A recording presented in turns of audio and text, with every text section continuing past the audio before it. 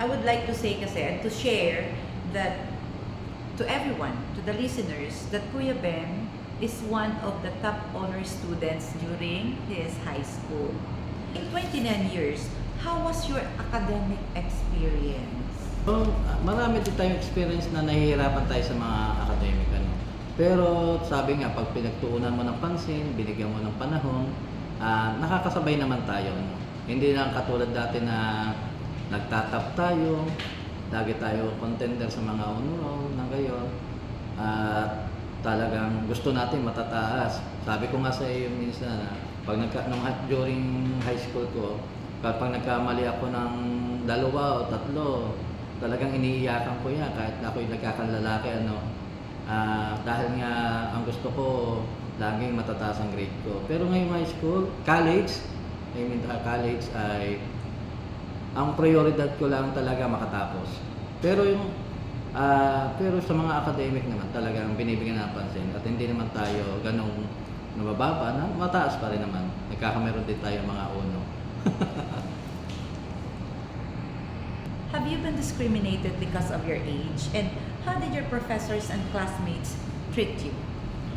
This sa AIT, napakaganda rin naman pumasok ano. Yung edad mo ay hindi nagiging subject doon, ano, maging ang kapansanan ko. Na-treat nila naman ako ng maayos, maging sa ating mga mula sa mga faculty natin, members doon, sa ating mga kaklase. Fair naman sila at kahit pa paano nabigyan tayo ng pagkakataon nila na trato ng tama at yung tunay na estudyante. Minsan meron nga binibigyan pa rin ng konting special na treatment katulad ng pag kailangan kong bumaba, meron ang mga kaklase ko napaka mabubuti naman at tinutulungan ako. Mga teacher ko naka-support naman sa akin sa iba kong pangangailangan. Kaya napakaswerte ko rin naman at diyan ako napapasok. Your course is education. Yes. Okay? So are you planning to change career or advance in your current field? Sa ngayon, parang ang puso ko talaga nasa sektor na eh. Sabi ko, nung unang na-organize ang sikap, sabi ko, ito ang aking pangalawang pamilya.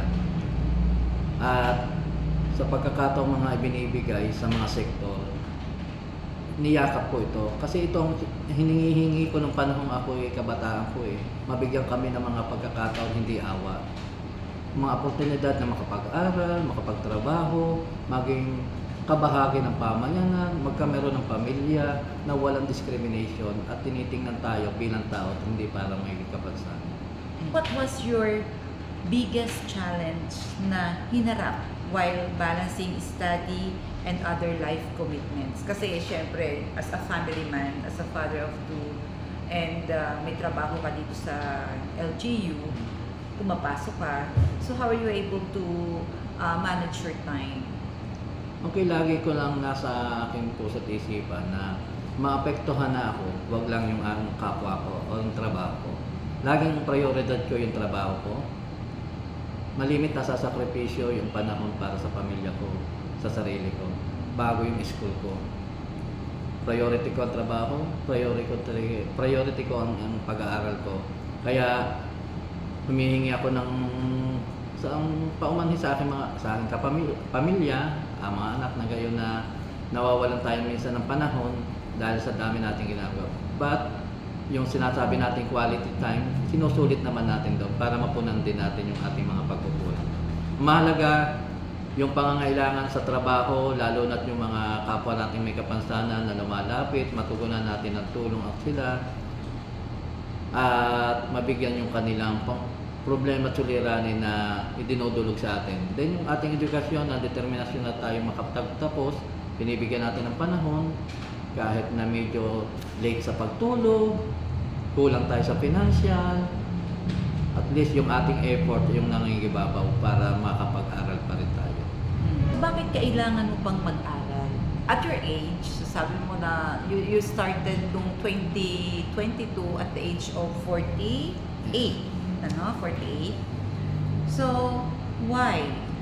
Bakit mo pinili bumalik sa pag-aaral samantalang you are already here as a PDAW OIC? bilang designated PIDA officer dito sa LGU, ano, una, yung pangarap. Tayo ay bata pa lang nangangarap tayo na makapagtapos ng pag-aaral, ano. Then, yung pangangailangan ng ating trabaho, siyempre kailangan din natin maging equipped, dapat tayo qualified para sa ating trabaho, para higit tayo makatulong sa ating kapwa may kapansanan. Then yung siyempre security ng aking pamilya, may anak po tayo na kinakailangan din natin mai-provide yung kanilang pangangailangan.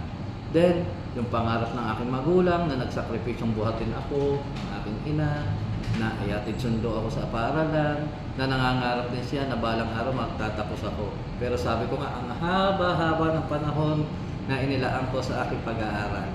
Pero thanks God, narating ko yung dulo. At parating na, mararating ko na rin yung dulo ng tagumpay sa isang estudyante. Then yung, siyempre dito sa aking trabaho, kailangan natin may tinatarget po tayong items na sana mapabigay sa atin, na matagal nating pinagtrabahuhan, binigyan ng panahon, pagmamahal, sakripisyo at katapatan sa trabaho. Siguro sapat yon para tayo ma-qualified sa trabaho. Pero tulad nga, may kinakailangan mga requirements na ating ngayon tinutugunan at pinupunan. Is the piece of life advice you wish to tell to those who wanted to pursue their college education but are reluctant due to age?